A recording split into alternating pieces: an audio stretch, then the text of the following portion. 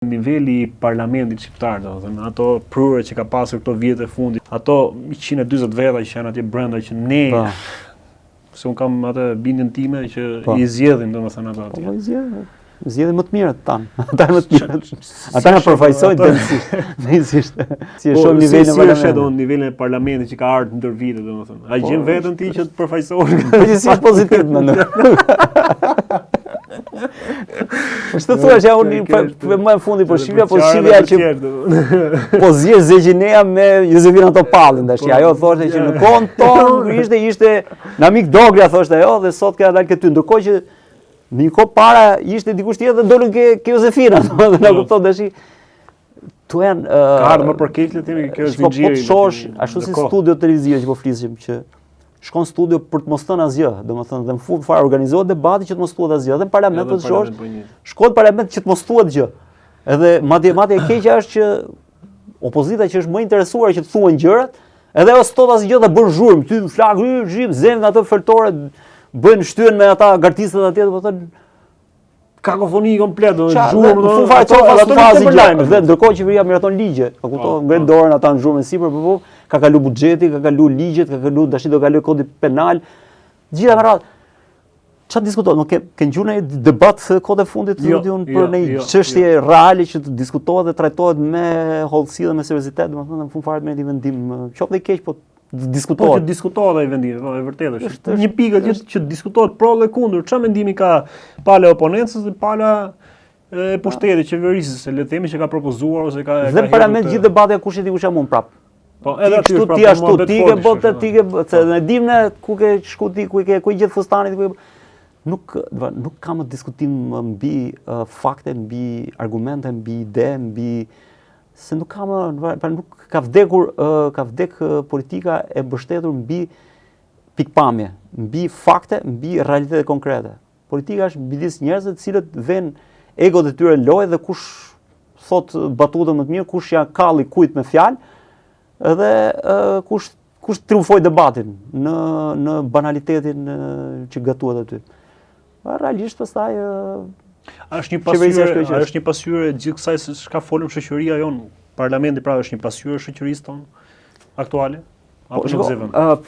Pra siç është parlamenti është edhe shoqëria, duhet ta lëtë tek ajo. Deri diku mund thuar se po, por unë mendoj që tek ai citati që çdo vend domethënë meriton qeverinë që ka. Atë kjo është vërtet, po shiko, ka një gjë që unë nuk besoj se shoqëria themi ka qenë më ditur në 90-ën se sot.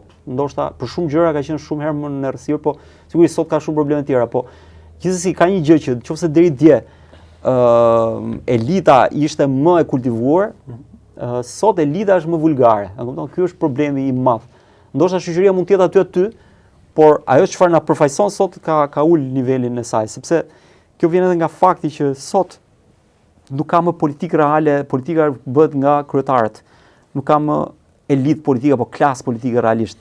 Ne sot kemi gjysmës ministrave, unë ka disa ministra që s'ja kujtoj mirë emrat, që merren me politikë, domethënë jo më njerëzit e thjeshtë. Nuk e di kush është ministri, mund ta shohësh në rrugë dhe thotë ku ti hapet sik rrugë. Mund të sillet ministrit që do ishte gjë pozitive, po sillet nga pa njohur, pa ditur, sepse nuk i njeh, domethënë ky është problemi.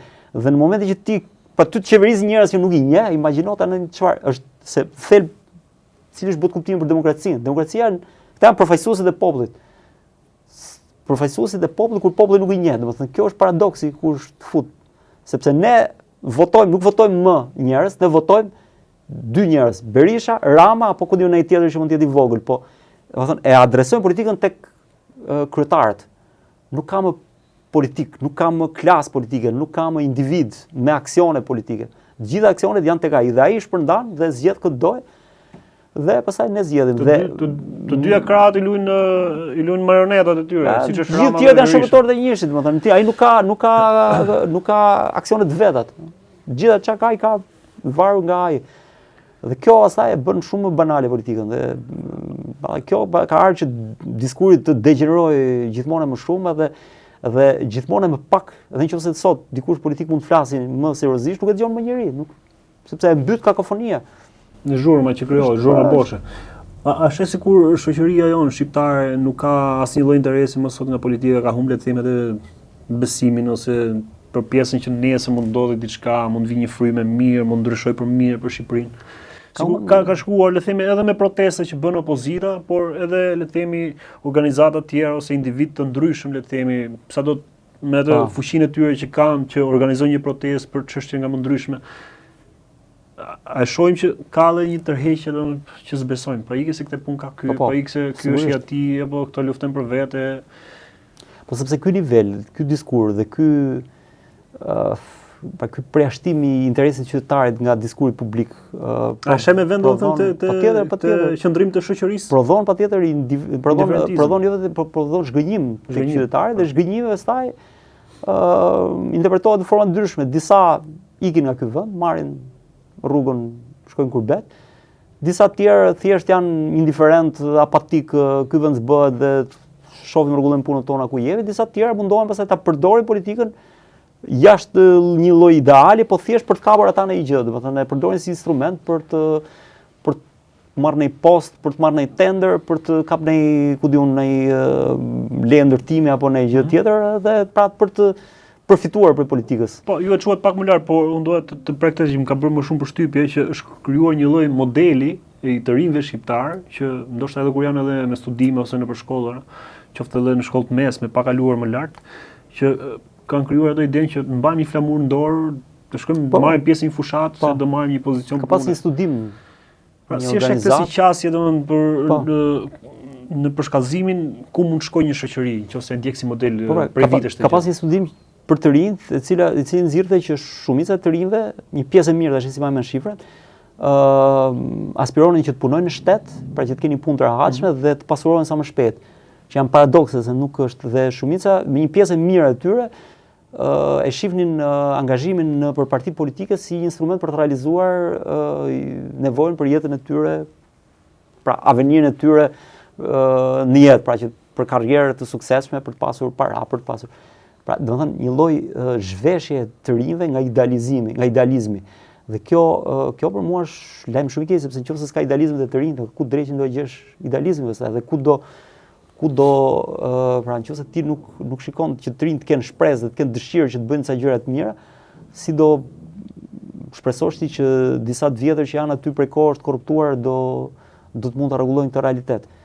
Dhe kjo është për shkak të mungesës edukimit, një dhe dyta mungesës një lloj sistemi karriere, qoftë në politikë, po qoftë edhe në të gjitha fushat e tjera. Këtu ka një lloj deficiencë në çdo aspekt. Pra kudo po të shohësh, jo vetëm në politikë, në çdo lloj fushë ka probleme të tilla, ku më të qinj, më të pamoralshëm, më të pandesh, më të pavirtytshëm janë ata që janë maj. Sepse është krijuar si rrjet gjithandej, domethënë që njerëzit mbajnë njëri tjetrin dhe konflikti i interesave ka prodhuar këtë lloj pra ka nxjerr deti këtë lloj zgjyre në breg dhe ajo është që mban shoqërinë. Është një formë dorëzimi, le të themi, kjo që toi pranojnë ne, okay, nuk ja dalim dot, kemi humbur, pakon s'kam të bastonit këtu. Kjo është kthyer në kështu, në fatalitet tek shumë njerëz. Do thonë, edhe këtë shikon në çdo dikastë, në çdo vend pune, në çdo ku diun drejtori gjithmonë dhe ka hierarki të ligësisë. Sa më lart je, zakonisht aq më problematike është. Ka disa të tjerë që do donin të ishin si ai, aq të ligë, po s'munden dot, po që kjo është mënyra